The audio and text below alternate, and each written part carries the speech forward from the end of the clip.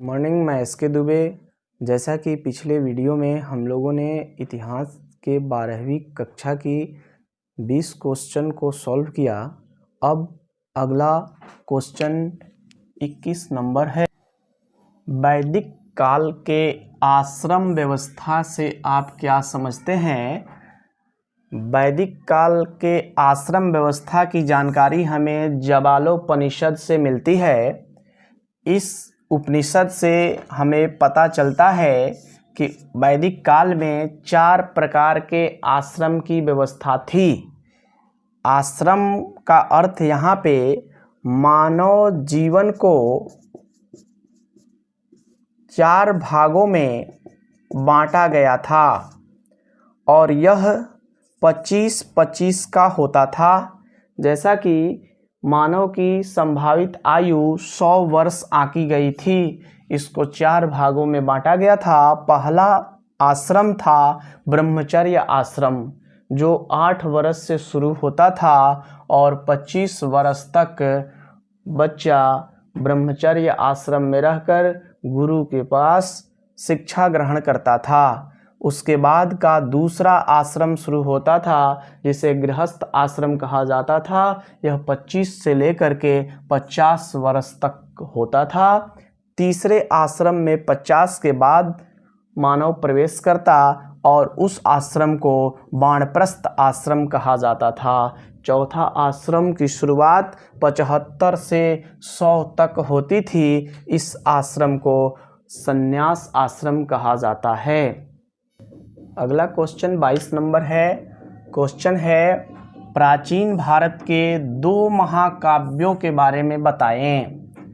प्राचीन भारत के 2 महाकाव्य रामायण और महाभारत हैं। ये दोनों महाकाव्य प्राचीन भारत के महाकाव्य हैं।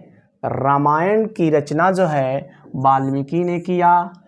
इस रामायण को 7 खंडों में बांटा गया है, जिसे हम लोग कांड के नाम से जानते हैं। 7 कांडों में विभाजित किया गया है और एक कांड बालकांड, अयोध्या कांड, अरण्य कांड, सुंदर कांड, किष्किंधा कांड, लंका कांड और उत्तर कांड हैं। रही बात दूसरे महाकाव्य की, जिसे महाभारत कहा जाता है, इसके रचयिता हैं वेद व्यास।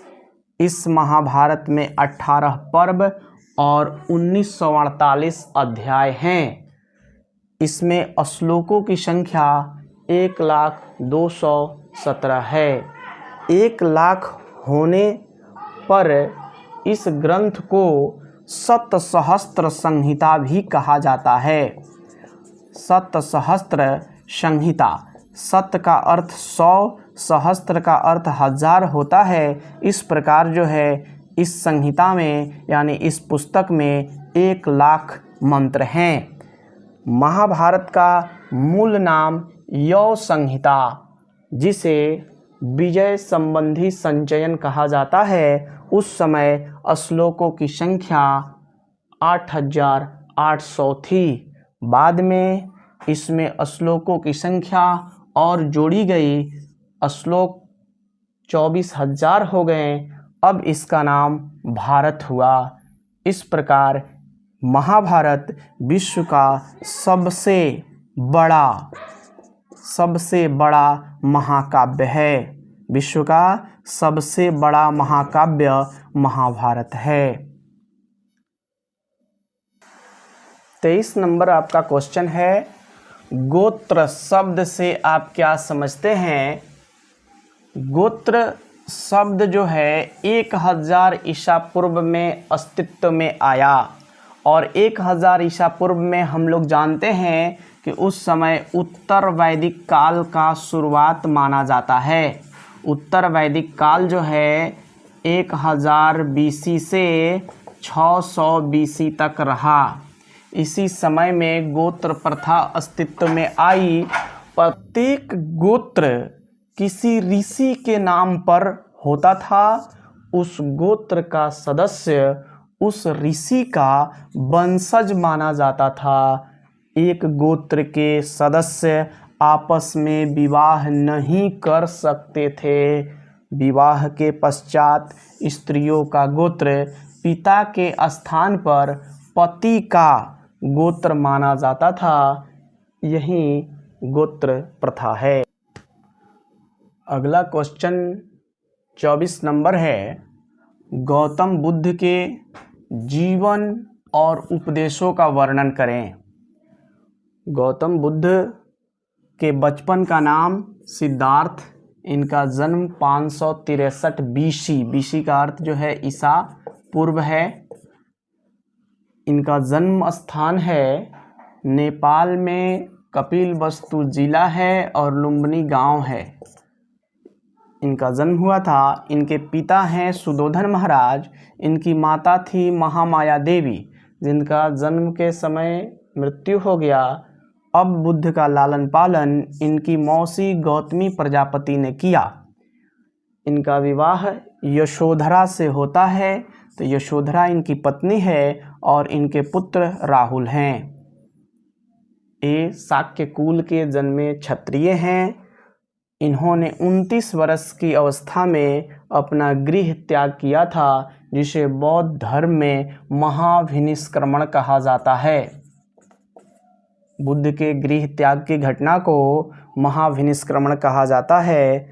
6 वर्ष के बाद 35 वर्ष की अवस्था में इन्हें बोध गया में ज्ञान की प्राप्ति हुई थी और इन्होंने अपना प्रथम उपदेश सारनाथ में दिया था। 80 वर्ष की अवस्था में 483 BC में कुशीनगर, जो कि उत्तर प्रदेश का एक जनपद है, यहाँ इनकी मृत्यु हो गई। इनके प्रमुख उपदेश निम्न हैं। इन्होंने ईश्वर की सत्ता मानने से इनकार कर दिया। इन्होंने आत्मा के भी अस्तित्व को स्वीकार नहीं किया, यानी इन्होंने कहा न ईश्वर होते हैं न आत्मा होती है, लेकिन इन्होंने पुनर्जन्म को स्वीकार किया। फिर इन्होंने त्रिरत्न का संदेश दिया, त्रिरत्न का सिद्धांत दिया। त्रिरत्न के अंतर्गत बुद्ध, धम्म और संघ आता है। इन्होंने 10 शील के सिद्धांत तथा अष्टांगिक मार्ग का सिद्धांत दिया। अगला क्वेश्चन 25 नंबर, त्रिपिटक से आप क्या समझते हैं? बौद्ध साहित्य को त्रिपिटक कहा जाता है। यह पाली भाषा में लिखा गया है। यह 3 है। त्रि का अर्थ 3 है और पिटक का अर्थ टोकरी होता है। यह 3 भागों में विभाजित है। एक है सूत पिटक, जिसमें बौद्ध धर्म के उपदेश बताए गए हैं, और सूत पिटक को आनंद ने लिखा था। जो बुद्ध के प्रिय शिष्य हैं, इन्होंने सूत पिटक की रचना की। विनय पिटक में संघ में रहने वाले भिक्षु और भिक्षुणियों के रहने के आचार विचार व्यवहारों का वर्णन बुद्ध के शिष्य उपाली ने किया था। इन दोनों पिटकों की रचना प्रथम बौद्ध संगीति में हुई थी। तीसरा पिटक अभिधम्म पिटक है, जिसमें बौद्ध दार्शनिक सिद्धांतों का वर्णन किया गया है। इस पिटक की रचना तृतीय बौद्ध संगीति में मोगलीपुत्र तिस्स के द्वारा किया गया था। अब अगले वीडियो में हम 5 क्वेश्चन और कंप्लीट करेंगे। अगला क्वेश्चन 25 से 30 नंबर तक होगा। इस प्रकार हम लोगों का अभी 25 क्वेश्चन कंप्लीट हुआ। धन्यवाद।